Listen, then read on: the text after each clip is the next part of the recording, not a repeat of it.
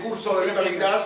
En realidad, años anteriores hicimos creo que ya 2 cursos de Betamigdash donde nos enfocamos en diferentes cosas. El primer año me acuerdo que estudiamos sobre cómo era el Betamigdash. El año pasado vimos de los objetos perdidos del Betamigdash.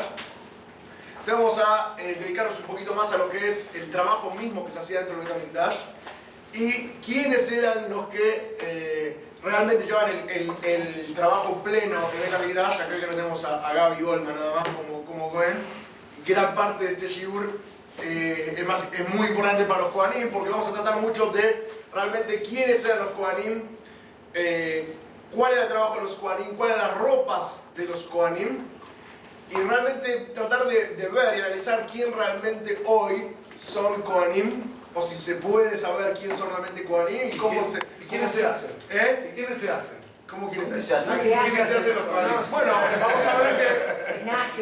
Se nace. Vamos a ver que hubo gente, vamos a ver a continuación, no me quiero adelantar, donde se creían que eran Kohanim, o sea, no porque querían mentir, sino que decían yo tengo recibido de que eran Kohanim, y se revisó para atrás y se encontró que no. No estoy hablando de hoy en día, estoy hablando de generaciones anteriores. Vamos a ver a continuación, conocemos el chiste, la anécdota que la conté varias veces, de aquella persona que fue al rabino a pedirle que quiere que el rabino le haga Cohen. Y el rabino le dijo, no, pero no te puedo hacer Cohen. Y el hombre le dice, bueno, pero yo estoy dispuesto a pagar. Y le empieza a darle una suma, te doy 1000 pesos, 2000, 10.000, 100.000. Te doy $1.000.000, te doy sedines, el rabino dice, no, y el tipo desesperado sigue tirando sumas hasta que el rabino le dice, pero sigue, ¿por qué estás tan interesado en ser Cohen? Me dijo, bueno, mi papá era Cohen, mi abuelo era Cohen, mi bisabuelo era Cohen, tú también quieres ser Cohen. El rabino dijo, en ese caso, dame la plata y yo te hago Cohen. Esa es buena, Es muy buena. Esa parte la agregué yo, pero... Dame la guita, está buena, claro. Bueno. Vamos a ver entonces realmente lo que es la familia del Cohen, cuáles son las halajot, cuáles son los dinim, cuáles son las leyes que el Cohen tiene que respetar por ser Cohen, cómo se puede determinar la cadena vamos a decir, de Kohanim, de hijos para arriba. Y vamos a ver también la segunda familia, que también era parte de la familia de los Kohanim, que era de la tribu de Leví también, la familia de los Leví. ¿Cuál era la diferencia entre los Leví y los Kohanim? ¿En qué se diferenciaban? Y en qué cosas tenían de común ellos. Vamos a ver cómo comenzó el sistema de los Kohanim. ¿Por qué? Porque el Betamigdash había mucho trabajo para hacer, pero en principio, ¿quién eran los primeros Kohanim? Los primeros Kohanim eran Aarón. O sea, cuando Hashem determinó que iba a haber un Kohen, le dijo a Moshe, nombrar a Aarón, a tu hermano, como el Kohen Gadol, sumo sacerdote, junto a sus hijos. Tenía 4 hijos, Nadab, Abiú, Elazar y Itamar. Esos 4 hijos de Aarón eran los Kohanim. Nadab y Abiú no alcanzaron nunca a oficiar de Cohen porque antes de la inauguración del mismísimo Mishkan Tabernáculo fallecieron ellos, la historia que fueron, se acercaron y quisieron hacer el Ketoret y un fuego los mató. ¿Sí? Entonces, de entrada habían, o sea, el primer día de trabajo del Mishkan, del Tabernáculo, antes al Betamigdash, habían 3 Kohanim en total. Aarón y sus 2 hijos. Nada más. ¿Sí? No era tan complicado, no era tan difícil. Es más, tenía mucho trabajo, pero el trabajo se lo dividían entre los 3. Estaba Aarón, estaba Elazar, estaba Itamar, eran 3 Kohanim en total para todos los trabajos que habían en el Mishkan, en el tabernáculo. Pero ¿qué pasa? Con el tiempo, por supuesto, Elazar y Itamar no se quedaron quietos, se casaron, tuvieron hijos, esos hijos fueron Kohanim. A su vez esos hijos también tuvieron otros hijos y de repente se fue poblando la casa de Kohanim. Se fue llenando y se fue complicando un poco la división y los trabajos. Se ponían 10 personas para llevar un vaso en el Betamigdash. Entonces vamos a ver cómo se solucionó el tema de los Kohanim en el Mishkan y en el Betamigdash. Y acá muestra un poquito como la familia más común. Uno ve hay un chiste que dice que en Israel abrís la guía de teléfono y son todos Cohen. Sí, o sea, puedes encontrar 800 páginas de Cohen y después 200 páginas del resto de los habitantes. No sé, como decir acá, los Pérez, los Rodríguez, los Fernández. Pero ahí. Sí, Cohen, ¿cuántos Cohen conoces? Sí, acá puedo ir, Cohen. Cohen Ayami, Cohen Si Dos. soy con Aníbal y quedamos 5 abajo. Sí, más o menos. O sea, es un apellido muy común y muy popular. Entonces vamos a ver realmente cómo es que se divide los Cohen. Entonces tenemos en el pasado el traspaso del sacerdocio. Aarón, Elazar e Itamar. Ellos tuvieron hijos, fueron poblándose. Entonces dice que Moshe terminó haciendo 8 turnos. O sea, dividió en 2 grupos de 4. En 2 grupos de 4, o sea, ¿qué eran los grupos? ¿El azar que tenía 4 hijos del azar? No, en realidad no era de hijos, eran de grupos familiares. De grupos familiares hicieron 4 grupos de un lado y 4 grupos del otro. Cada grupo incluía otro grupo de unos tantos Kohanim. No sé, vamos a dar el número, eran 20 Kohanim por grupo, digamos, ¿no? Entonces, estos grupos se turnaban y hacían una semana cada uno en el Mishkan, en el tabernáculo de trabajo. Y así, cada 2 meses iban girando, iban volviendo a su trabajo. O sea, de vuelta. El Cohen tenía trabajo de hacer los sacrificios. El Cohen comía también los sacrificios. Estaban los regalos que le llevaban al Cohen. No podían estar todos juntos el mismo día, ¿sí? De un costillar no podía comer todos los grupos. Entonces dividieron así. Cada semana le toca un grupo. Esa semana que le toca al grupo, ellos van a trabajar, ellos van a hacer el trabajo del Mishkan, ellos van a comer la comida de los sacrificios y ellos van a recibir los regalos que traían el Bet HaMikdash para los Kohanim.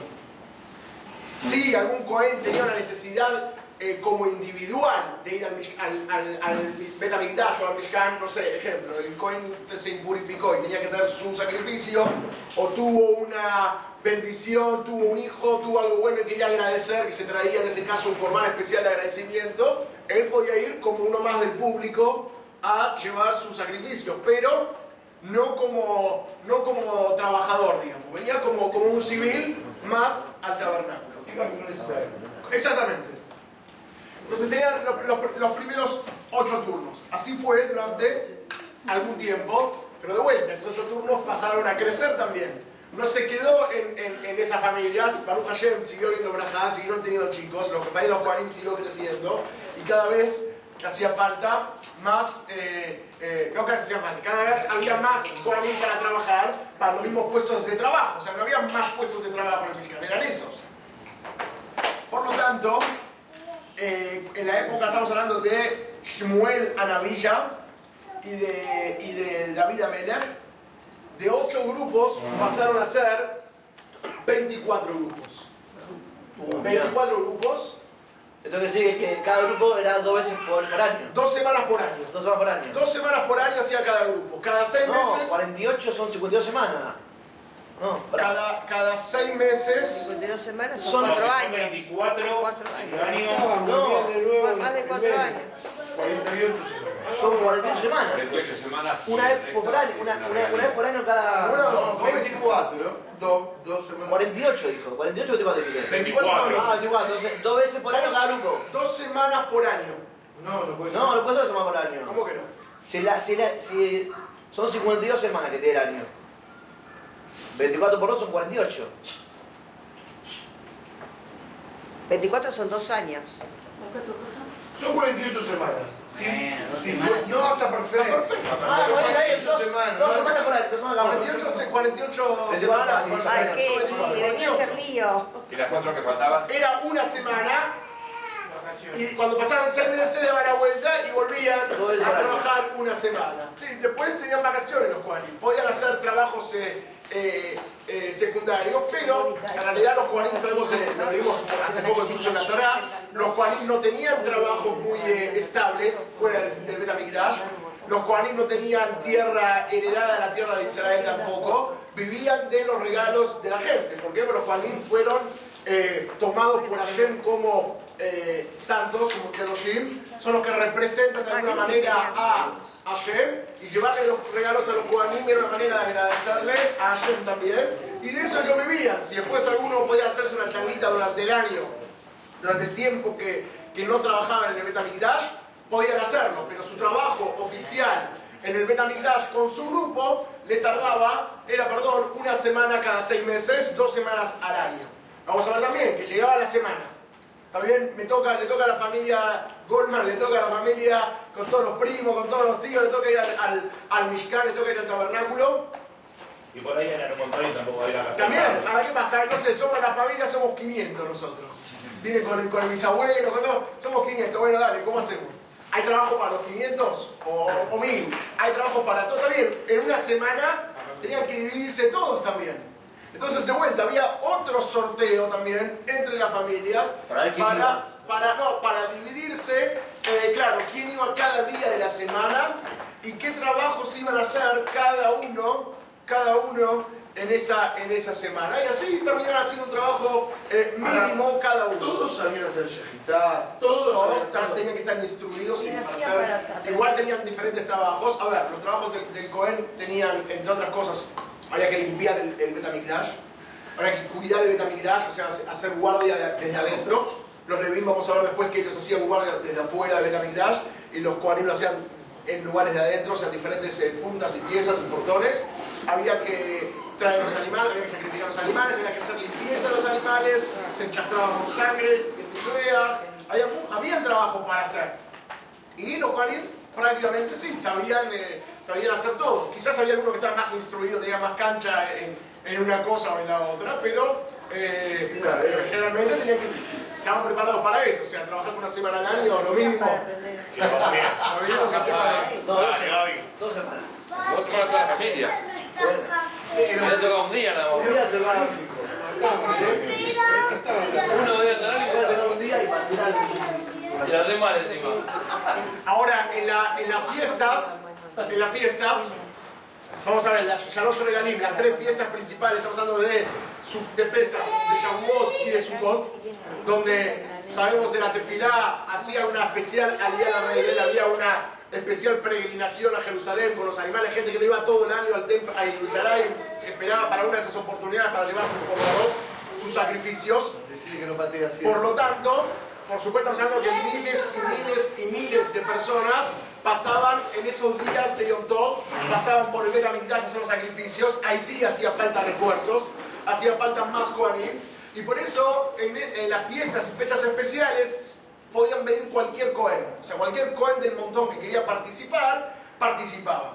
Lo que tenía de diferente de esto era que podían hacer el trabajo y podían incluso comer también de los korbanot y del lejem apanim, de los panes que se hacían especiales por el Shabbat o por la fiesta, pero esto era, ellos podían participar y comer de lo que tenía que ver con lo que era especial de la fiesta.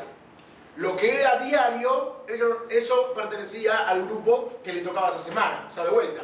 Hay un corbán a diario de la mañana y de la tarde, como Shaharit y Minjá, ¿sí? El corbán Todá. O el tamid, perdón. El tamid de la mañana, el tamid de la tarde.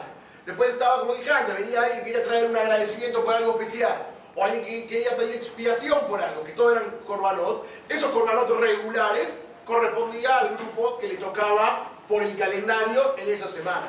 Ahora, los korbanot especial de la fiesta, por Pesach o por Sukkot, que venía el montón a traer, eso lo podían repartir entre todos porque igual eran cientos y cientos y cientos de korbanot. Imagínate si se lo comía toda una sola familia, estamos hablando, no sé, de toneladas y toneladas de Para la carne. fiesta, todos los años los mismos Kohanim les tocaban las fiestas, o sea que, por ejemplo, en los 12 meses. O hacían que le toca a una familia que Se sea. podían intercambiar, tipo, por ejemplo, para, no sé, en meses no sé si, pero para septiembre De se sacaban los vuelta, Kohanim. no había un cambio tan radical porque lo que era de la fiesta especial, o sea, la mayoría de la gente traía korbanot por la fiesta, en la fiesta. Entonces eso lo podían repartir entre todos los Kohanim. Lo que comían los Kohanim, lo que le correspondía esa semana por calendario, tenían el mismo servicio que hacían todo durante el año. Lo que estaba agregado por ser fiesta, eso lo repartían entre todos los demás. O sea, lo que era extra, lo repartían entre todos. Si lo que correspondía, correspondía. Y lo que correspondía, generalmente era igual y era equivalente a lo que correspondía una semana antes de las fiestas o una semana después. O sea, lo que había de especial eran los coronas de las fiestas. Eso lo repartían entre todos los Kohanim que querían participar. O sea, el que venía... Pues la semana de Sukkot, que no es semana de Felim, que era la semana más importante que, no sé, que la semana, no sé, a fin de año, por ejemplo. Y entonces... No sé, digo, capaz que era algo especial. Por eso, hay algunos Juanín que no tenían la posibilidad de trabajar en las fiestas. Quizás rotaban, o sea, para ir cambiando el orden cada tanto, no sé. Había Kohanim más importantes que otros, ¿no? Eran todos iguales. No, eran todos iguales. Los 24 eran iguales. Es como el Israel. Sí, pero ahora de los 24 van a ser 60. No, tenía. ¿Qué pasaba con la Israel mientras todos los Kohanim? Hacía su trabajo. Después, si ahí en 24 quedó, de 24 pasaron a 60. No, ahora qué pasa, los 24, empezó una modalidad nueva en los 24. En los 24 comenzó lo que serían los nombres, los apellidos mejor. ¿Qué los 24? Los 24 grupos, a partir de Aarón y después que los dos hijos de Aarón tuvieron más familias, se dieron en 8 grupos. Más de 200 años estuvieron divididos los Kohanim en 8 familias, en 8 grupos. A, B, C, D, F, así.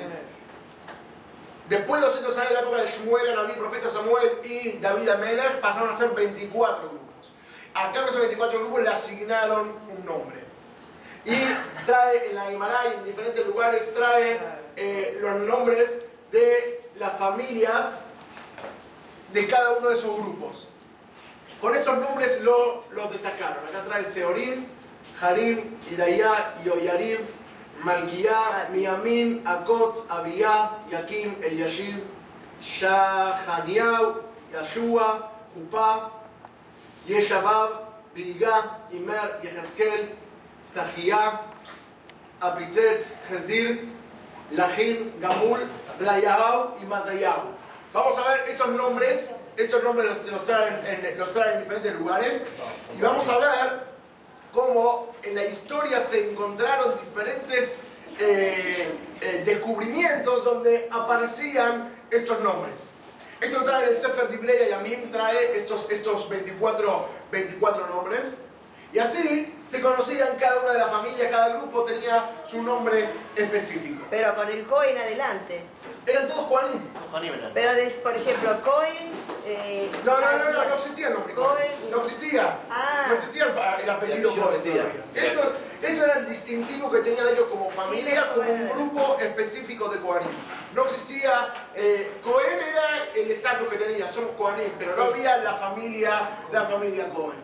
Yo una pregunta, ¿el tema de los colores ahí tiene alguna relevancia? No tiene nada que ver. No, porque veo como que hay determinada... No, acá el color es para que distingue nada más. No. Entonces, de vuelta, cada mañana hacían sorteos para ver quién de cada uno de la familia hacía qué trabajo durante ese día. Perdón. No, porque cada trabajo, ya está una familia. No, se hacían los sorteos para ver cuándo trabajaban y cómo se dividían los trabajos de ese. No sé si lo dijiste, pero cada uno de esos familias, ¿cuál cantidad de integrantes tenía? Sean como 100 hermanos. No sé, no dice la cantidad exacta. 800. Eran cientos o miles quizás, no sé. Y cada cosa, cada uno Desde tenía Aarón Claro. hasta acá, ¿qué cantidad de tiempo? 200 años en principio, y a partir de esos 200 años comenzó esta nueva modalidad de 24 grupos. Vamos a ver, por ejemplo, se encontró en excavaciones que se hizo en Jerusalén, cerca del Arabait, se encontró, estamos hablando de hace algunos años, hace miles de años, hace algunos años se encontró en excavaciones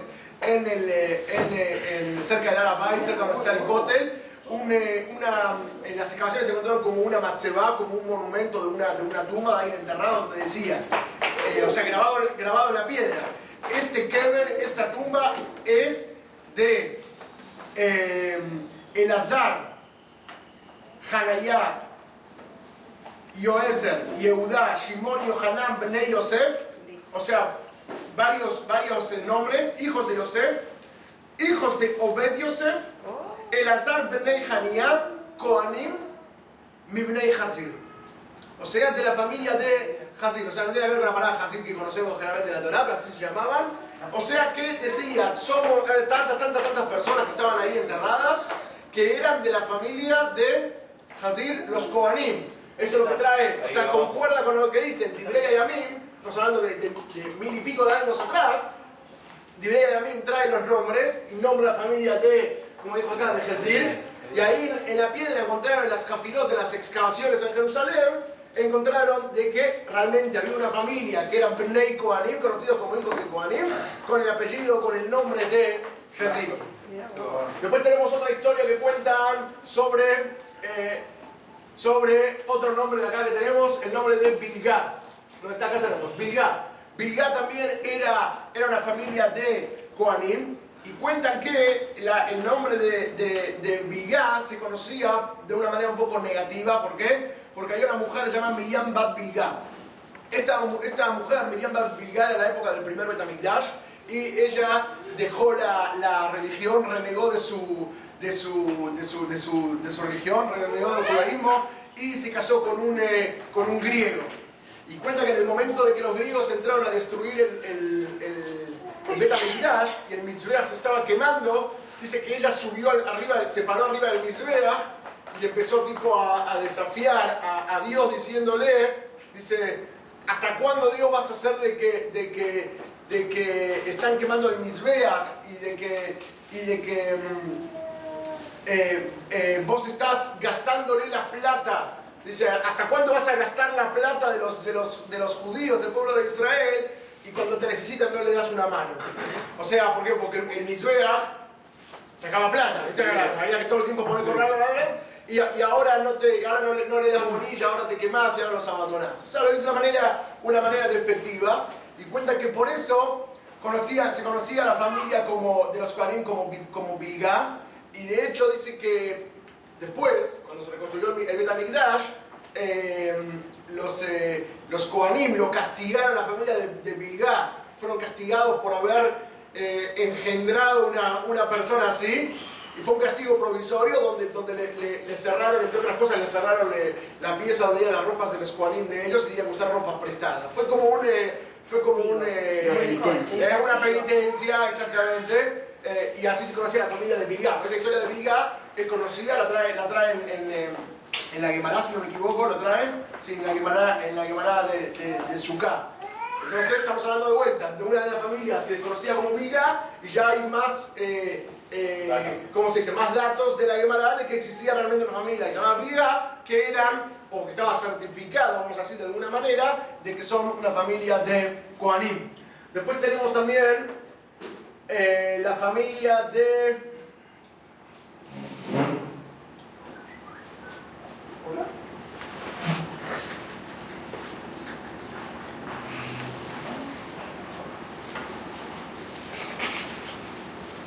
Chile, si una mujer se casa, una mujer Cohen, se casa con un hombre que no es Cohen, no hereda el hijo el Kohanim, ¿no? No. Viene del padre.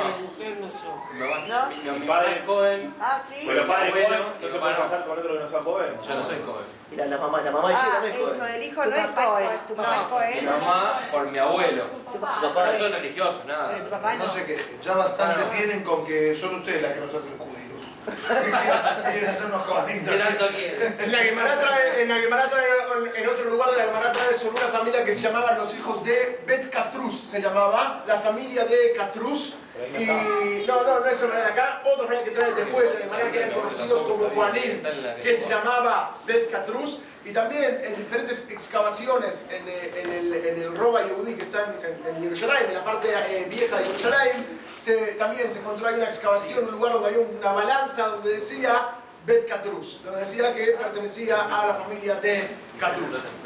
Esto es un poco entonces las familias que sabemos que estaban de alguna manera, repito, certificados que eran Kohanim. O sea, no era todavía un nombre de familia, no era un apellido, pero así se los conocían a esos 24 grupos, y así estuvieron trabajando durante muchos años en el Bet HaMikdash, haciendo ese tipo de todos los servicios, como dijimos antes, con los sorteos, a ver qué le tocaba a cada uno. Hoy en día, ¿quiénes son Cohen? Pues tenemos, como dice acá, en el presente la familia del Cohen.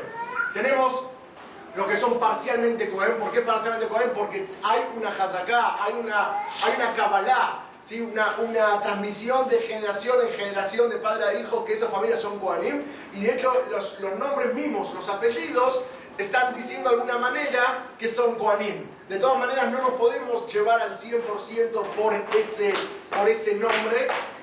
No nos podemos llevar al 100% por ese nombre. No se puede certificar hoy en día. No se puede saber aproximado. No se puede certificar. No puede estar seguro al 1000 por 1000 de que alguien es Cohen. Y eso cuando venga el Mashiach realmente, el Mashiach se va a ocupar. Pero hoy yo conozco un Rayman que es Cohen. Bueno. Hoy en día se respeta la tradición y la transmisión de familia en familia de Kohanim. Se respeta eso hoy en día. Ahora, si hoy viene el Mashiach, hay que entrar al Bet HaMikdash, primero va a haber un reconocimiento, va a haber una certificación de realmente ver quién realmente es Cohen. Hay diferentes, vamos a ver en la continuación, hay diferentes... no problemas, pero cosas interesantes con esto. ¿Por qué? Porque incluso hubo rabinos que quisieron determinar que al ser que no se puede certificar hoy quién es Cohen, en un caso extremo y de necesidad, ejemplo, un Cohen que no se puede casar con una mujer separada, un Cohen, y se conoció con una mujer separada y quiere casarse, por ejemplo, no sé. ¿Quiere pierde la que una? Bueno, hubo rabaní que quisieron determinar como que si de todas maneras, o sea, en casos extremos, en casos de necesidad, de todas maneras el Cohen no es un Cohen, no estamos seguros, no está certificado que es Cohen, entonces podríamos quizás facilitar, bueno, como igual no sabemos que es Cohen, entonces Safek, pero de todas maneras no quedó de esa manera la halajá y no se hace, sino se trata que el Cohen siga todas las costumbres del Cohen que pueden seguir hoy en día, por más que no recontra seguro que son Cohen. Vemos familias conocidas que tienen nombre de Cohen, Kahana, por ejemplo, todos son apellidos que tienen la palabra Cohen adentro. Kahana, Kogan, Kahanovitz, Kahanamon, Birjoen, ¿sí? Birjoen, Megombal Cohen, Kohanov. Y así hay varios apellidos con, o sea, como así como la familia Cohen clásica, muchos apellidos que vienen de la palabra Cohen mismo también. Después hay acrónimos, Katz, la familia Katz por ejemplo. Los Katz es un acrónimo. ¿Qué es un acrónimo? Es Cohen Tzedek, un justo Cohen. La mayoría, si no todos los Katz, son Kohanim. Cohen también, Cohen Neman. Bueno, pero Cohen, hay Cohen que son Leví, por ejemplo. El ex ministro de Menem. Hay Cohen que son Leví y hay Cohen que no son nada tampoco. Por eso no estamos diciendo que es seguro, pero es lo más clásico. Mazá es un apellido bien sefaradí, que es también, viene la palabra Misera Arona Cohen, de la descendencia de Arona Cohen. De vuelta, es un acrónimo. Yarmush. Hay familia en Chabad que conozco, Yarmush, que son en Canadá conocí, hay en Israel y en Estados Unidos también. Y también Yarmush significa, ya te lo voy a decir, Yonum Mishpateja de Jacob. Yonum Mishpateja de Jacob, que se le van a demostrar sus juicios al pueblo de Jacob, uno de los trabajos de los Kohanim, de enseñar. Yarmush, Zlika también, significa Zecher de Kohen Gadol. Zecher de Kohen Gadol, y después tenemos también el nombre Azulay, por ejemplo, que Azulay viene de la palabra, como la nacera, que viene de la palabra, Isha Zonab Halalá Lo Ikahu, que quiere decir una mujer, no, ¿Qué significa? el Azul lo dice Isha Zonab Halalá Lo Ikahu, un Cohen no puede casarse con una mujer, vamos a decir, una mujer que se prostituye. No puede, o sea, el Cohen tiene que casarse con una mujer, en principio una mujer betulá, o sea, una mujer virgen, y también podría casarse con una mujer que es viuda. Pero el Cohen Gadol, por ejemplo, tiene que casarse únicamente con una mujer virgen. Es una de las cosas que lo distingue al Cohen. O un Cohen no puede casarse con una mujer que el padre de la mujer es goy. Por más que la madre es judía y la chica es judía, el Cohen no puede casarse con una chica que el padre es goy. ¿Por qué? Porque el padre goy está haciendo halalá. Es una halalá, ¿Qué es halala? vamos a decir una profanada. Entonces, de vuelta, Isha Zonab Halalá Ikahu es el nombre Azulay. Después tenemos otra cosa, Kaplan, apellido Kaplan, por ejemplo, y así como Kaplan hay apellidos parecidos, Kaplin, Kaplun. Ese apellido viene de la palabra, en inglés, por ejemplo, que se dice un Chaplain. Chaplain es un capellán, como el capellán. Un capellán del ejército. Entonces, capellán viene como el Cohen Gadol, el Cohen era como un capellán, era como un ministro, como un jefe, alguien importante. Pero también los Kaplan vienen, ¿por qué? Porque el familiar era... Podría ser Rab también, podría ser... ¿Por qué Cohen? ¿Por qué lo más? Así tienen ellos recibido. O sea, ¿qué quiere decir? Ellos tienen así recibido y a su vez saben que son Kohanim. A ver, de vuelta, Kaplan se sabe, muchos de los Kaplan son Kohanim. ¿Está bien? ¿De dónde saben? Como saben todos los demás. Transmisión de generación en generación. A su vez, suena bien con que Kaplan es parecido a la palabra Chepelín o capellán, de que significa, sí, como el capellán de un ejército, un líder, un ministro, el trabajo que hace un capellán. Entonces, bueno, quizás es una confirmación de que eran capellanes, que era una familia donde eran distinguidos dentro del pueblo de Israel. Hubo épocas y lugares donde no hubo Kohanim. Por ejemplo, en Georgia, ¿sí? Rusia. Gruzinim, sí, donde se sabía que no habían Kohanim. No encontraban uno con transmisión de Kohanim en Grusia. Y Yerbá, que no sé justamente dónde queda, a ver si lo tengo aquí anotado, en Túnez. Había una comunidad en Yerbá, en Túnez, donde eran todos Kohanim. Interesante cómo que dice la Jan Betamese que son todos Kohanim. ¿Cómo pasan al Sefer? ¿Cómo pasan al Sefer? Suben todos Kohanim, eso no es tan problema. ¿Cómo hacen cuando tienen que hacer Birkat Kohanim? Suben todos juntos. ¿A quién le dicen Brajá? Y amén que encontrarme. Entonces hay quienes dicen que subían todos juntos y decían Brajá a los Yehudim del mundo en general. Y ahí decían que no. Eso es cuando había 10. No, eso es cuando habían 10 Kohanim justos. Si habían 10 Kohanim justos, entonces los 10 subían y decían bendición para todos. Si había más de 10, subían, 10 decían bendición y el resto recibían. Más que eran Kohanim, ellos recibían la bendición. Pero es importante la bendición para todos los judíos. Sí, pero los judíos del mundo igual, en cada Betacneset tiene su... Pero la transmisión que en cada Betacneset, aparte en cada Betacneset tiene su Kohanim, generalmente. Acá estamos medio flojos. Acá tenemos, pero generalmente los judíos tenían su propio Kohanim, pero acá como no tenían a quien bendecir, bueno, bendecimos al público en general. ¿Cuáles eran los trabajos del Cohen en general? ¿Cuáles eran las diferentes ocupaciones del Cohen? Vamos a ver a continuación. Las leyes de la Kohanim, ¿cuáles eran? En el pasado y en el futuro nosotros los Kohanim era ofrenda del Tamid, diario, un sacrificio diario en el Betamigdash. Que sería los de Filot. Exactamente, encendido el candelabro, a diario tenían que acomodar el candelabro, llenarlo con más aceite, acomodar las metas, preparación del incienso, la bendición sacerdotal, las ofrendas del pueblo en general, el pan de la proposición, el Shabbat, el Echem Apanim, y el cuidado del templo en general, barrido, limpieza, mantenimiento, todo, tenía que hacerlo, y como dije también tenía que hacer de seguridad, tenía que cuidar, no tanto por inseguridad, sino más que nada por la cuestión del respeto, era el cuidado de los Kohanim de Betamigdash, y así también se turnaban la familia que le tocaba trabajar, en esa semana, también, como decíamos antes, había puesto trabajo, sí, tenían que dividir, porque había turno día y turno noche. La noche estaban los que tenían que estar cuidando, y durante el día estaban los que hacían los otros trabajos. Pero ¿y los Levín no te encargaron también del cuidado del templo? Vamos a ver a continuación, eran desde el otro lado, cuidaban ellos. Las mujeres Cohen no tenían servicio. No. En el presente de que quedaron del Cohen, hoy en día no tenemos Betamigdash, pero decimos que el Cohen todavía se destaca con algunas cosas especiales y se siguen respetando hasta el día de hoy.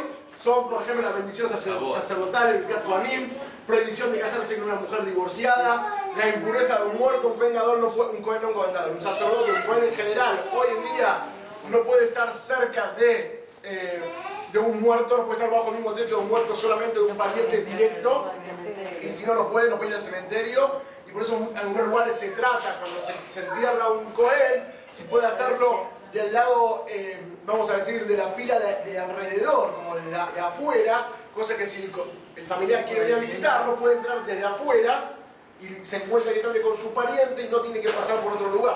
¿Sí? Hay algunas maneras que se pueden entrar de alguna otra manera, se hace como una especie de cerco, o tiene que ir con un grupo de gente que lo acompañe y en el medio, es un poco complejo. Por eso se trata que el Cohen no va generalmente al cementerio, a menos que sepa que puede entrar ahí.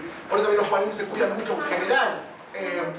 Se cuidan mucho cuando van a entrar a un hospital, por ejemplo, un Cohen no puede entrar así nomás en una zona, por ejemplo, de terapia intensiva, por ejemplo.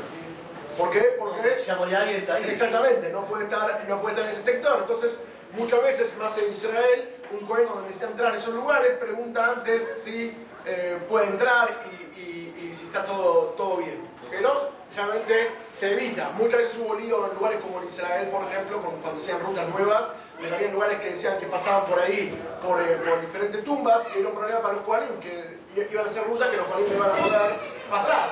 Y a veces es difícil porque primero que hay gente Kohanim que no cuida la Torah y la mitzvot todavía, y por ende lo van a hacer de todas maneras, pero nosotros tenemos la obligación de no lifnei verlo así mejor, dice la uno no puede poner una trampa, digamos, sin que alguien se dé cuenta. Entonces, varias veces armaba un poco de lío con eso, pero los Kohanim también cuando viajan. No, no hay tanto problema. ¿No hay problema? Hace poco, yo me mandaron una foto de un hombre religioso, todo tapado, porque un viaje, no sé si era dentro de Europa o dentro de Estados Unidos, un viaje donde el avión iba a ir muy bajo y donde pasaba por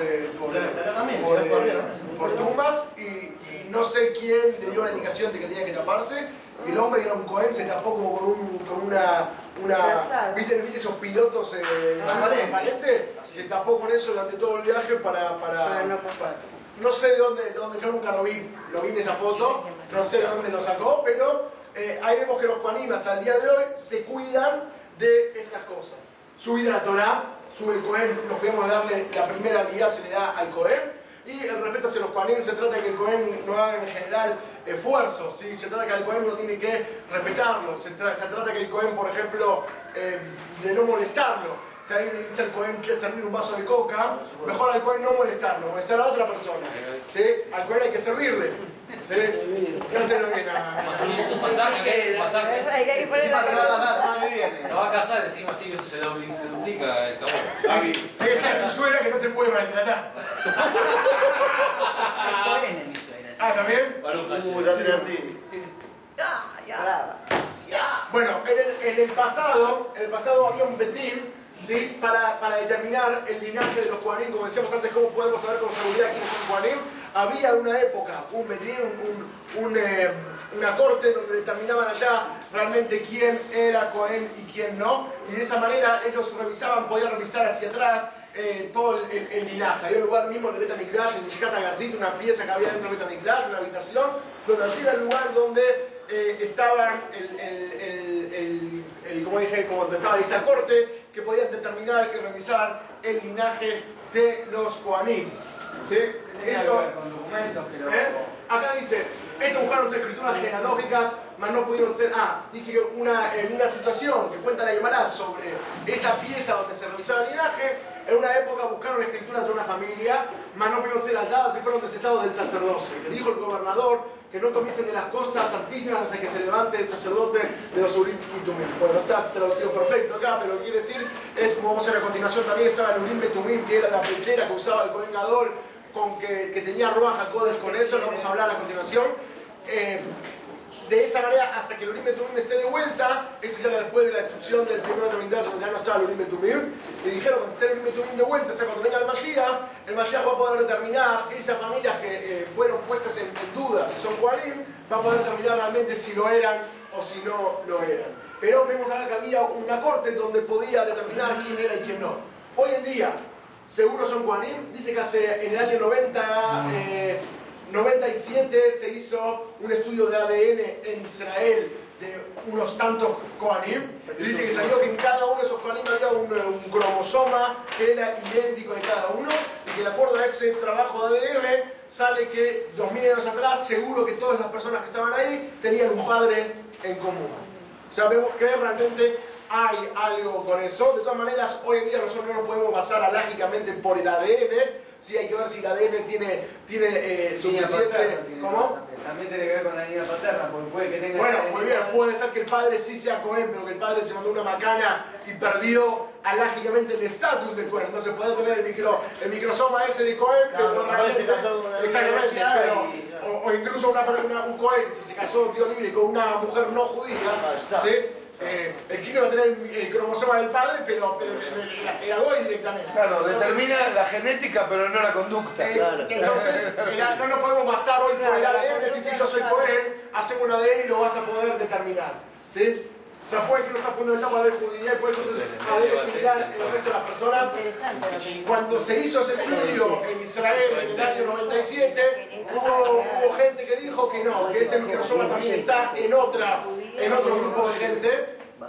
Cuando se hizo este estudio de ADN en Israel, hubo gente que dijo que también ese microsoma que encontraron en los Kohanim, cromosoma, también estaba en otras familias. Están en otras familias que no eran Kohanim, entonces no determina, no es seguro de que eran Kohanim.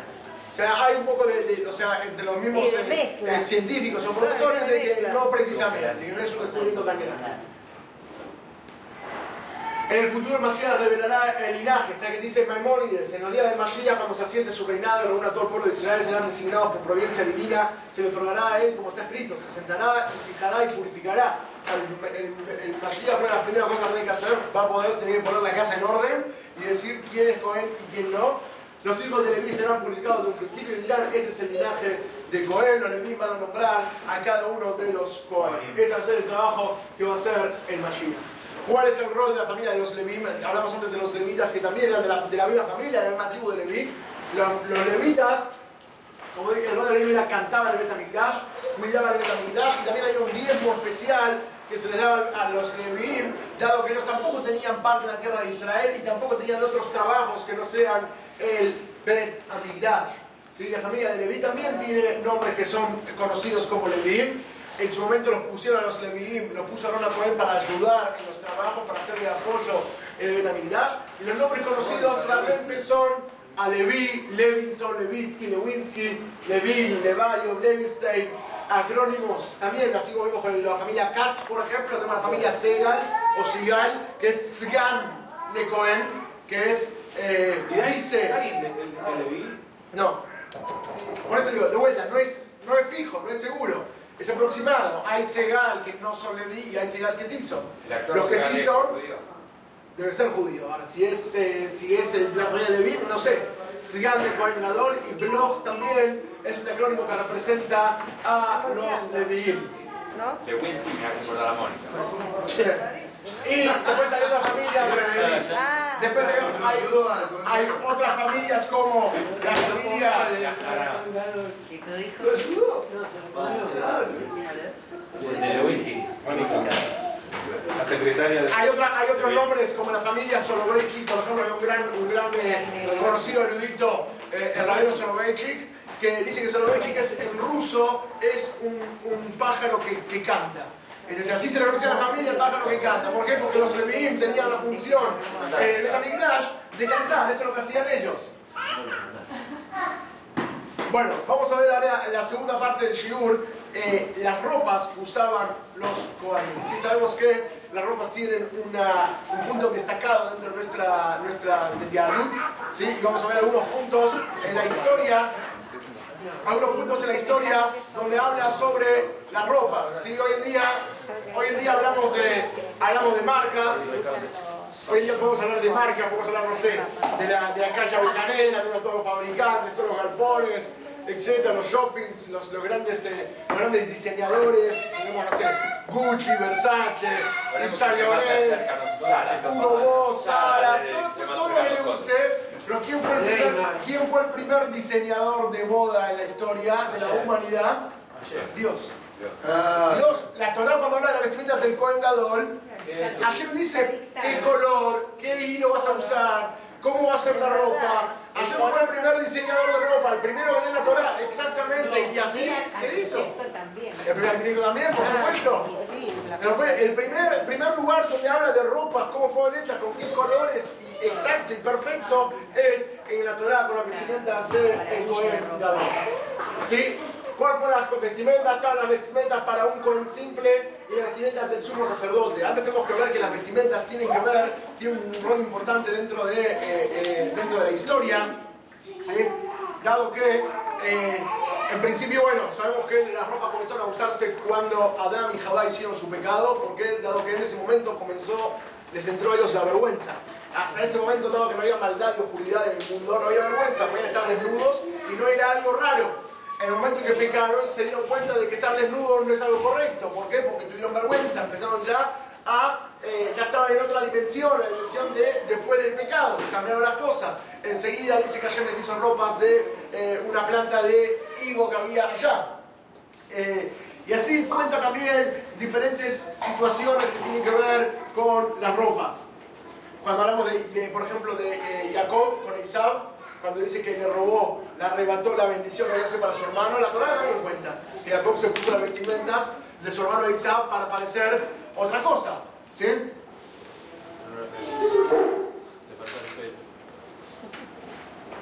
También en la Torá hablamos de otras ropas. No son las ropas que habla la Torá, habla del tzitzit, habla del talit, cuando tiene ropa de 4 puntas hay que ponerle los hilos. Y también tenemos cuando la Torá habla de que un hombre no se vista ropa de mujer. También lo dice la Torá literalmente. Son lugares donde habla la Torá sobre ropas. ¿Qué tiene que ver las ropas y cuál es la importancia de las ropas? Sabemos, la Torá también y la Halajá habla de ropas para Shabbat, tienen que ser importantes. Sí, la Torá también habla cómo debe vestirse la persona cuando se viste. Primero ponerse al lado derecho, vestirse de arriba hacia abajo, cuando se viste de abajo hacia arriba. ¿Por qué? Porque también todo lo que tiene que ver con las ropas tiene una importancia dentro del pueblo de Israel. Todo lo que tiene que ver con las ropas tiene que ver, tiene importancia, tiene relevancia en lo que hacemos. Y también sabemos que las ropas es algo que representa importancia para la persona. Si alguien no te conoce y vos de repente entras todo vestido de etiqueta a un lugar, ya este tipo es importante, tiene plata, es buen tipo, a lo mejor nada que ver, pero te vieron con la ropa, te vieron bien vestido y ya te pusieron ese estatus. Eso es porque las ropas realmente marcan y denotan un poco lo que es la persona. Las vestimentas de un buen simple eran más blancas y la vestimenta del sumo sacerdote la vamos a ver a continuación. Acá tenemos, la vestimenta es el judaísmo. El pecado del árbol de la sabiduría, ahí comenzó el concepto de vestirse.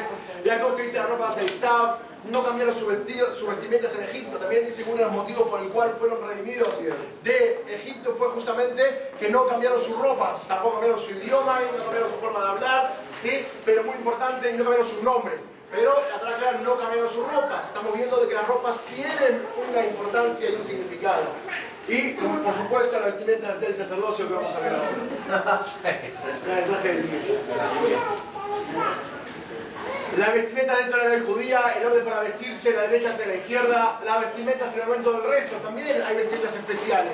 Cuando ya tenemos el talit para rezar, pero aparte hay una halajá que uno tiene que estar cubierto en el momento de hacer tefilá. No se puede hacer tefilá en shortcito y musculosa, ¿sí? Si en un caso extremo uno le pone tefilín igual, pero uno tiene que estar vestido recatado, para hacer la tefilá. Las vestimentas para Shabbat, por ejemplo, tienen que ser lindas y especiales. Lo dice la halajá. Uno se pone ropas especiales para el Shabbat.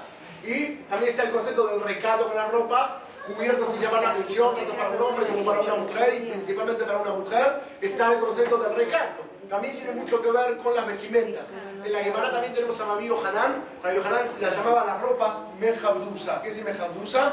Honorables. ¿Por qué? Porque la ropa, de acuerdo con cómo uno está vestido, se honra a la persona más o menos. No está diciendo que es la esencia de la persona, pero a través de las ropas uno puede respetar más y por eso uno tiene que estar siempre como yehudí, y como un judío tiene que estar bien vestido, no puede estar como se dice schlepper, no puede ser así todo desparratado. En el club lo hacen en shortcito, pero no con el tefilín. El rezo de claro. Bueno, lo ideal es que estén cubiertos. Cubiertos sí, pero con shortcito. Bueno, lo ideal es tener pantalones. No de shortcito, bermuda, hasta la rodilla. Bueno, yo sé, hay mucha gente que sí lo hace así, no estoy diciendo que no, pero lo ideal es cuanto más uno está cubierto dentro de la tefilá, mejor. De vuelta, yo le he puesto tefilá a gente musculosa también. Claro. Porque no era o ponerle el tefilín así o no le ponga. Pero cuanto más cubierto uno está, mejor. Así como generalmente la gente no va al templo en Shabbat con shortcito, cuando uno va a pararse frente a Dios a hacer el shaharit o minjá o arbit, tampoco sería la idea hacerlo en bermudas. Pero también depende un poquito de las costumbres de cada uno, pero estamos viendo entonces que hay leyes que tienen que ver con las ropas, leyes que tienen que ver con el recato, leyes que tienen que ver con el tzniut, o sea que las ropas tienen un rol importante dentro de nuestra salahot, dentro de nuestras mitzvot. Estamos hablando de diferentes salahot, diferentes temas, pero tienen algo importante, tienen un rol dentro de nuestro. ¿El orden de vestirse significa con el orden de la vida? Sí, a la manera como te vestís, uno tiene que vestirse de arriba hacia abajo. Primero la camiseta, tzitzit, camisa, después pantalón, después media, después zapatos. Y también, cuando uno va a poner la manga, primero el lado derecho, después el lado izquierdo. Ya está lo correcto también. Lo único que se pone al revés es el atado exactamente, los cordones, primero va el izquierdo, después el derecho. Y si te la pones ya tipo puesta atado, tipo derecha izquierda. Sí, O sea, cordones. Posición casi. Así, sin cordones. Bueno. La vestimenta de un Kohen simple. Vamos a ver cuál fue la primera kippah en la historia. Esto lo hablamos el otro día. No fue la del Rabino Berman. Vamos a ver. Las diferentes vestimentas en los... Las diferentes vestimentas en los Kohanim. Están las vestimentas de un Kohen simple. El Kohen simple. El Kohanim únicamente, no. ¿Cómo? El Kohanim se tiene que vestir de arriba hacia abajo. Los Kohanim. Todos. Todos. Acá dice que todos cuando nos vestimos todos los días hay que vestirse de arriba hacia abajo. No. La ropa de arriba primero y la ropa de abajo después. Y siempre uno pone el lado derecho y después el lado izquierdo. ¿Hay algún motivo especial? No, así trae la siempre la derecha prevalece y así lo dice el Shulchan Aruch. De todas maneras, y lo que dice que para atar el lado izquierdo primero. Lo que a mí me parece el concepto de atar no es algo bueno. Atar significa como apresar, como decimos todas las mañanas en la Brajot.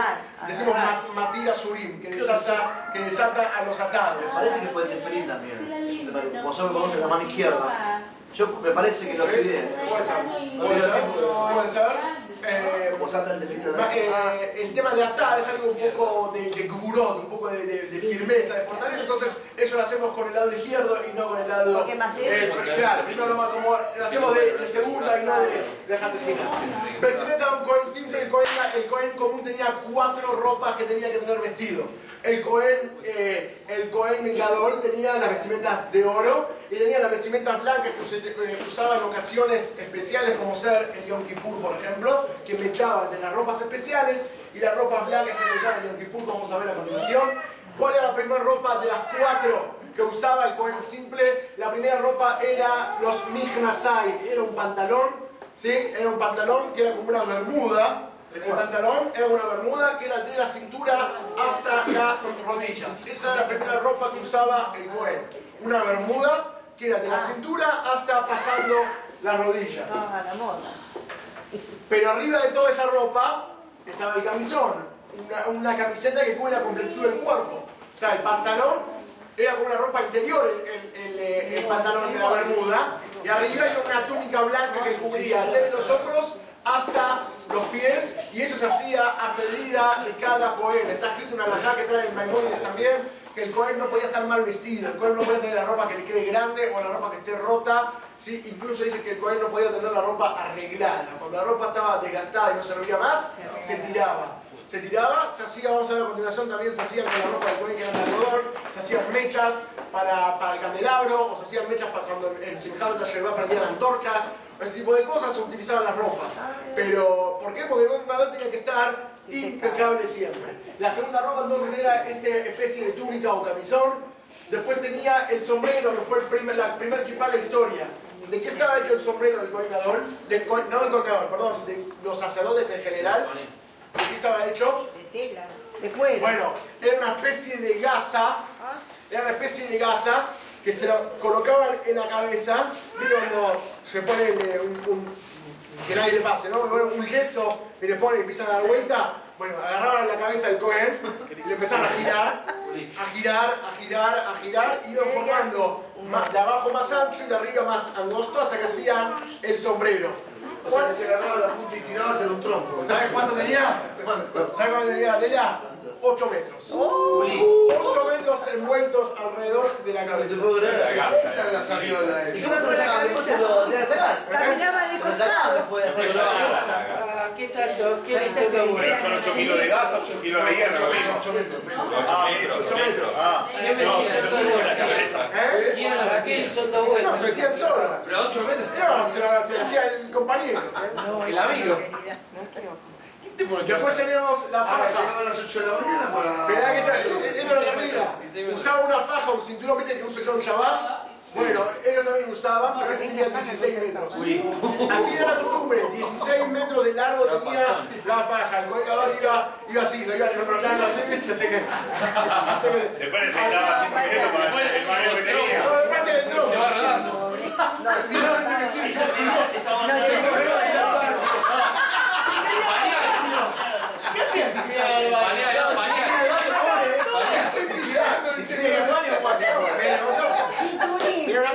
Tenía una túnica, ¿no?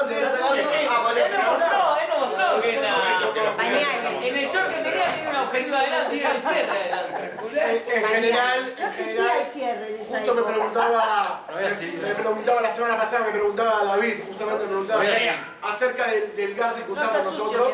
Hay quienes usan en general un cinturón normal, cinturón para hacer tefilá, y los que acostumbramos también a usar el garde que uso yo generalmente, y en Shabbat un poquito bastante, que es más que nada para separar y diferenciar entre lo que es la parte inferior de la persona y la parte superior de la persona, por lo menos en el momento de la tefilá y alguna mitzvah específica de vestirnos con eso para separar y determinar cada una de las partes del cuerpo. No sirve.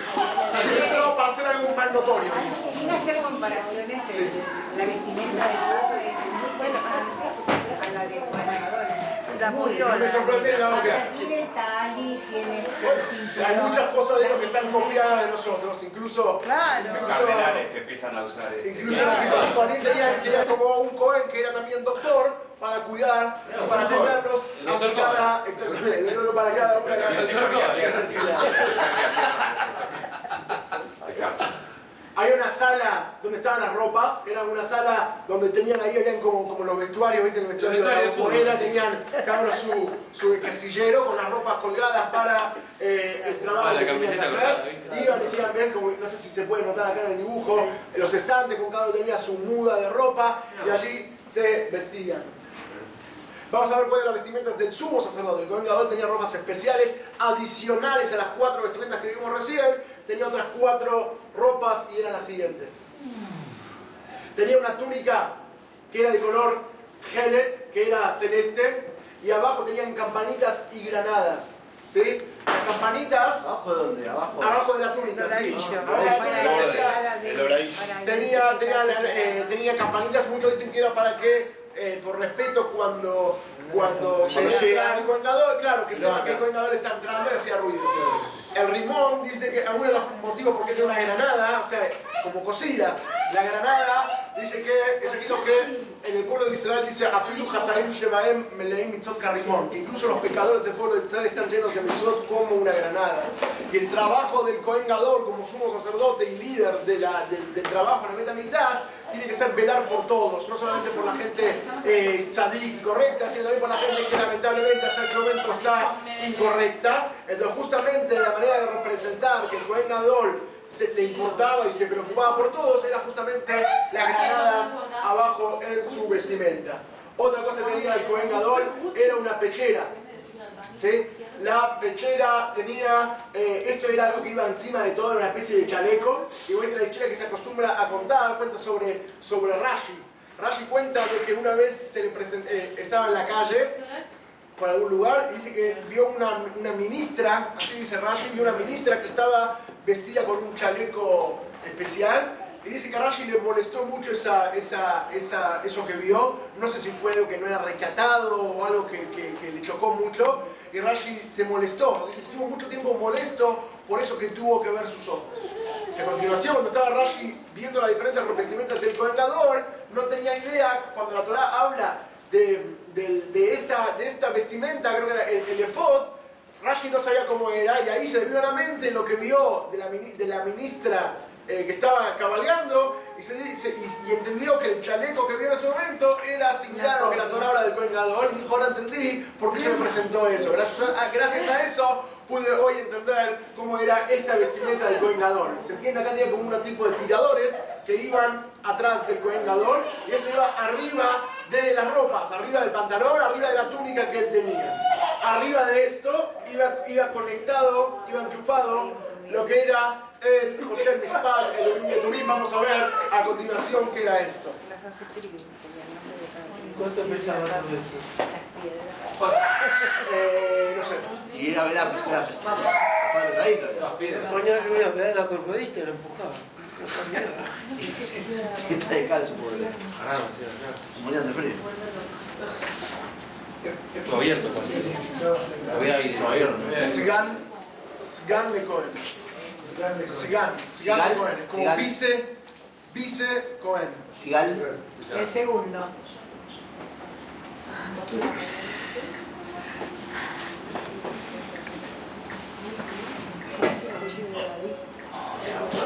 Sí, por supuesto, así como ven acá los colores, era algo del de diferentes colores de hilos, e incluso tenía hilos de oro, tenía el efod también, y así estaba hecha la ropa del Kohen Gadol. ¿Vos sabés el significado de Schnitzer? Schnitzer es sacar punta. El padre es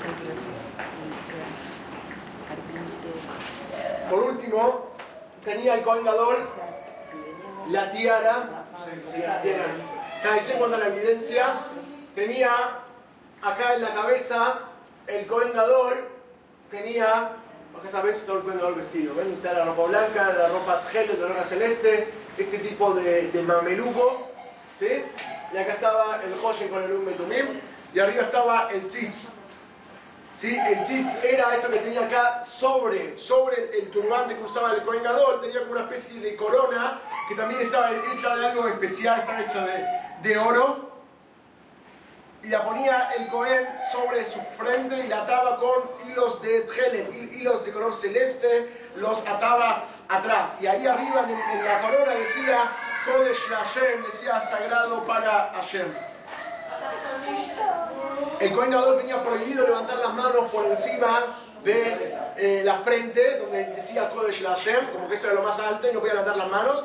Por eso cuando hacía Birkat Kohanim, que los Kohanim cuando hacen Birkat Kohanim levantan las manos, dice que el Kohen Gadol siempre la tenía más baja que todos, ¿sí? Para no pasar la altura de la cabeza. Un Kohen sí podía. El Kohen Gadol, dado que tenía esta corona en la frente, no podía levantar las manos por encima de esa, claro, del límite donde decía Kodesh Hashem. Para llegarse porque no había posibilidad.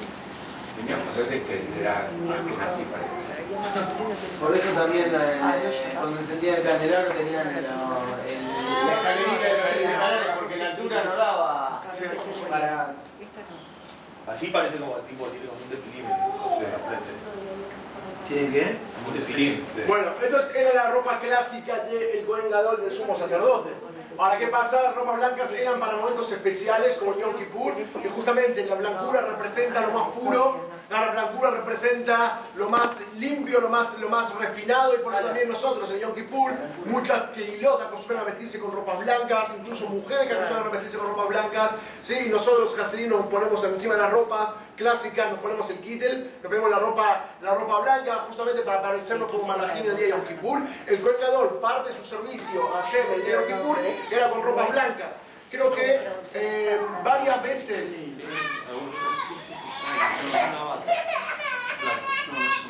¿Qué pasó? El Kohen Gadol se cambiaba las ropas en el día de Yom Kippur 5 veces en total. Pasaba de las ropas blancas a las de oro, o sea, las comunes, 5 veces en total, y antes de que se vestía de cualquier ropa y se vestía de otra ropa, siempre tenía que pasar por la mikve primero. Lo leemos en la Tefilá, en el Seder de Yom Kippur, lo leemos todos los años, cómo era ese trabajo. Pero justamente cuando entraba al lugar más sagrado, en el día más sagrado del año, en la parte de los servicios más especiales, el Kohen Gadol estaba vestido de la manera más pura y más limpia, con las ropas blancas. ¿Dónde se encuentran estas vestimentas hoy en día? Hay quienes dicen en la Gemara de que cuando estuvieron en Roma, las vieron depositadas allí en Roma las ropas junto con los otros objetos del Betamigdash. El año pasado, cuando hablamos de los objetos perdidos, también trajimos ahí algunas demostraciones de tzadikim, de grandes eruditos que estuvieron en Roma y pudieron ver diferentes objetos. Algunos dicen que no precisamente están ahí, o que ya de ahí, en una época en Roma también, dicen que entraron en Roma y se robaron todo lo que había y se lo llevaron a África, o a Europa, o a diferentes lugares. Hay quienes dicen que el rey Ahasverosh, después de la destrucción del primer Betamigdash, cuando fue el milagro de Purim, la historia de Purim, ha hecho un gran banquete con todo el pueblo de Israel, invitados también, y que ahí comenzó el decreto. Dice que Ahasverosh utilizó recipientes y utensilios del Betamigdash e incluso se vistió con las ropas de Cohen Gadol también. De acuerdo a todo lo que trae la Torá, hoy en día prácticamente se puede volver a reconstruir las ropas del Cohen Gadol, o sea, no es tan problemático, ¿sí? Y hay quienes dicen que las vestimentas están escondidas en diferentes lugares hasta el día de hoy. Vamos a ver ahora, centrarnos un poquito en lo que eran las piedras del Hoshen.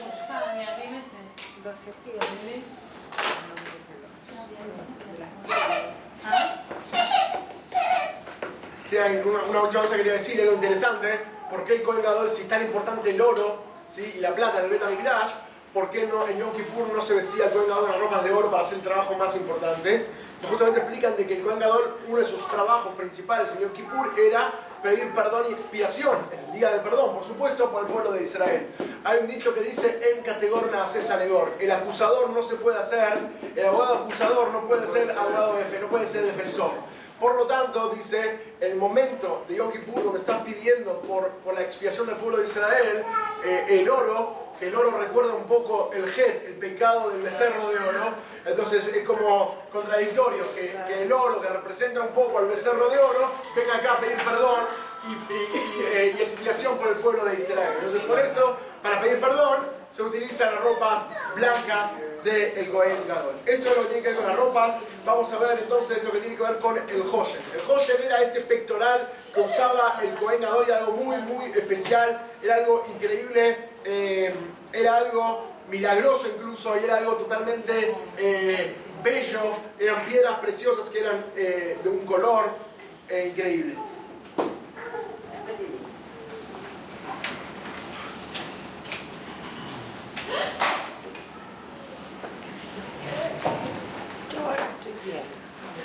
Interesante la historia con el Rebbe, que también la conté en alguna ocasión o en varias ocasiones, la repetí.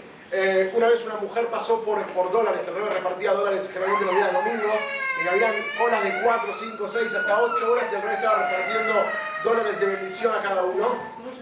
Una vez una mujer en edad avanzada, no sé, no era tan grande, de unos 50 años, 60 años, fue a pedir un dólar al Rebbe. Como todas las personas, hizo la cola correspondiente y le dolía acá, no daba más, pero era una oportunidad única y se la bancó y llegó hasta donde estaba el Rebbe. Cuando llegó donde estaba el Rebbe, la mujer no se pudo aguantar. Cuando vio al Rebbe, un hombre de 90 años, que está parado como si nada, porque el Rebbe lo hacía parado, no sentado, la mujer le dijo al Rebbe, discúlpeme, yo, o sea, tenían bastante años menos que el Rebbe, estoy acá parada hace un rato y no doy más, y usted está parado como si nada. Entonces el Rebbe le dijo, cuando yo doy dólares estoy contando piedras preciosas.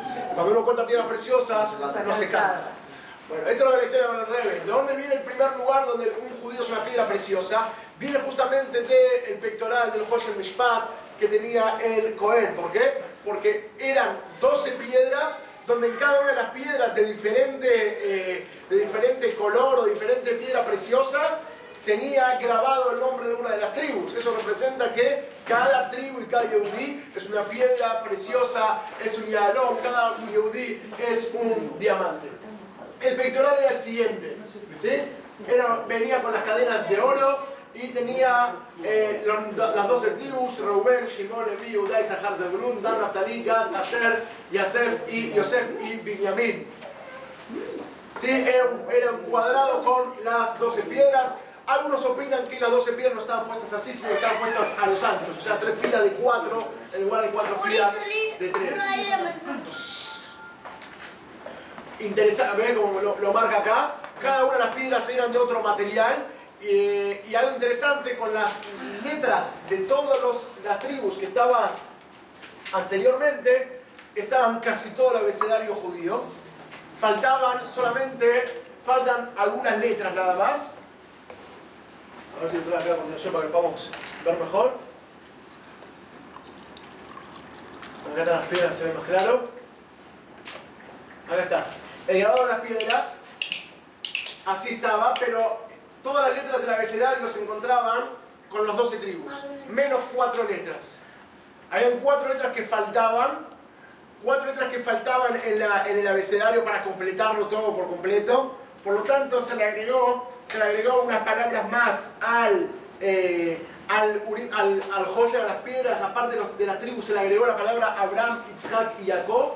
Shiftei K, ¿sí? Abraham, Yitzhak y Jacob, las tribus de Hashem.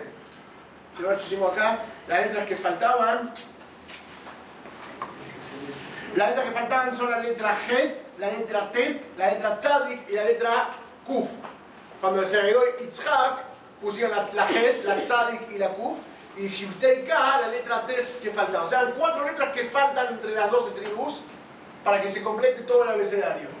¿Qué tenía de relevancia esto?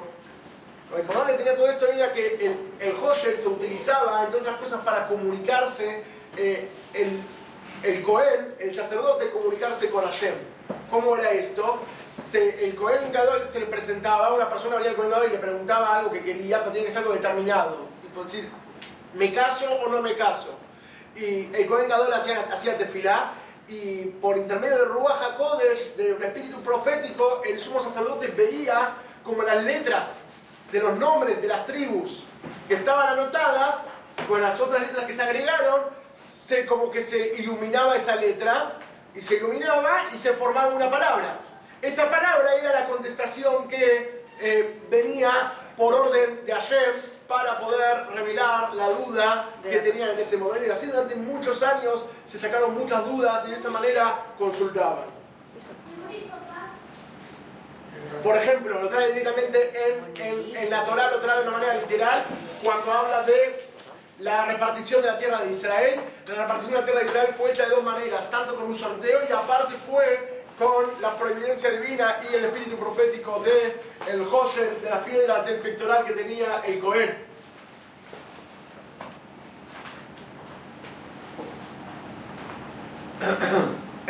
Como dije antes, se contestaba de acuerdo a la pregunta, o sea, no podían hacer preguntas complicadas, tenía que ser, como se dice, puntual y al grano. En la historia vemos, por ejemplo, con Haná. Haná dice que fue llorando a pedir al Cohen, fue llorando a pedir para tener un hijo a la mujer que no podía tener hijos. Y el profeta, un segundito. Cuadro para. El azul. ¿Qué dice adelante? ¿Hasta Haná? Sí.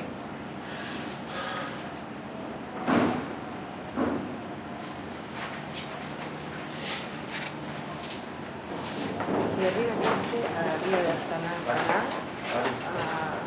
a Uriot, fueron cambiadas. Las leyes fueron cambiadas. Las letras. Las letras fueron cambiadas para... Sí.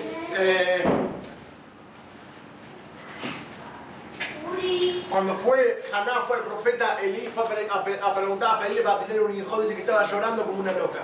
Pensó que estaba borracho. ¿Qué pensó que estaba borracho? ¿Por qué pensó que estaba borracha? Pues ahora te dice, porque preguntaron Urim Betumim.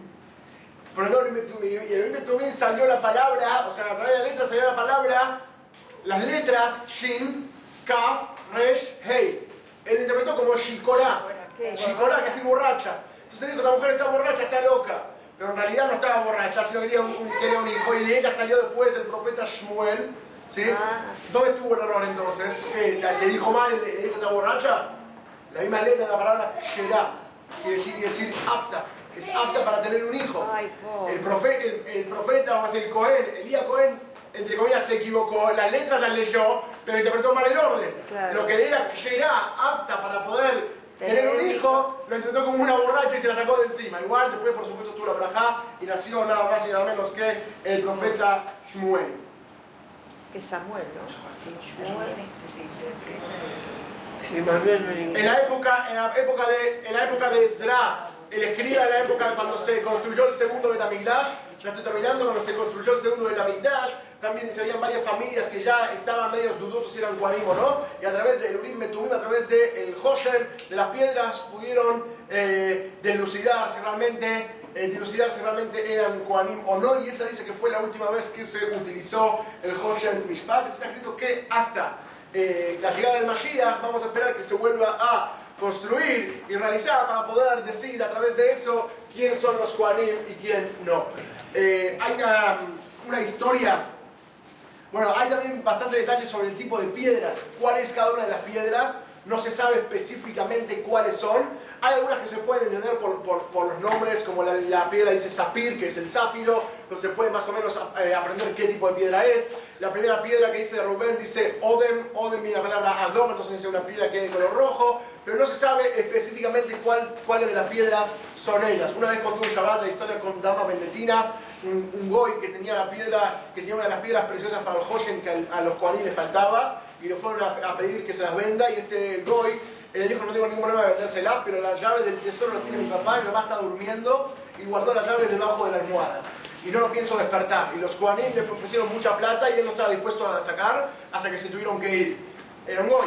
Cuando ellos se fueron, el padre se despertó, le pidió la llave, abrió, sacó la piedra y los corrió a los sabios hasta el camino a Jerusalén para venderles la piedra, y se las vendió. Ellos los bendijeron al goy y le pagaron muy bien. Al año dice que en mérito por haber cuidado y respetado al padre, a este goy, Dama Bendetina, le nació una vaca roja. Que la vaca roja también era una gran riqueza. ¿Por qué? Porque no había muchas y también se pagaba muy bien. Pero esta es una historia que cuenta la Gemara sobre una de las piedras del Hoshen Mishpat.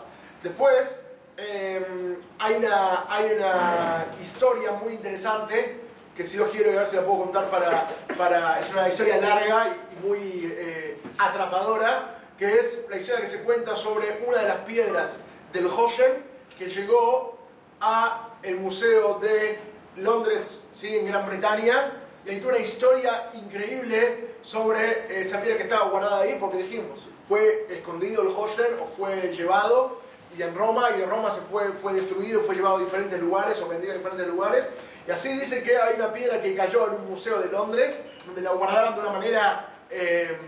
una manera muy especial, y ahí surge toda una historia llena de milagros y cosas muy especiales. Si Dios quiere, vamos a dejar la historia para Shabbat. Pero bueno, lo principal de todo esto es recordar de que... Por favor, cuando la cuente, que esté yo. Shabbat, venid de Shabbat. Lo principal es, como se dice, de que en estos días que justamente conmemoramos la destrucción del Betamigdash, hacer y sumar nuestro granito para la reconstrucción del Betamigdash. Una de las maneras de comenzar a reconstruir el Betamigdash, estudiar los planos del Betamigdash y estudiar los diferentes trabajos y servicios que se hacían allí. Entonces esperemos que con este shiur, que aprendemos un poquito sobre lo que se hacía el Betamigdash para poder estar preparados para la llegada del Mashiach, que sea ya primero.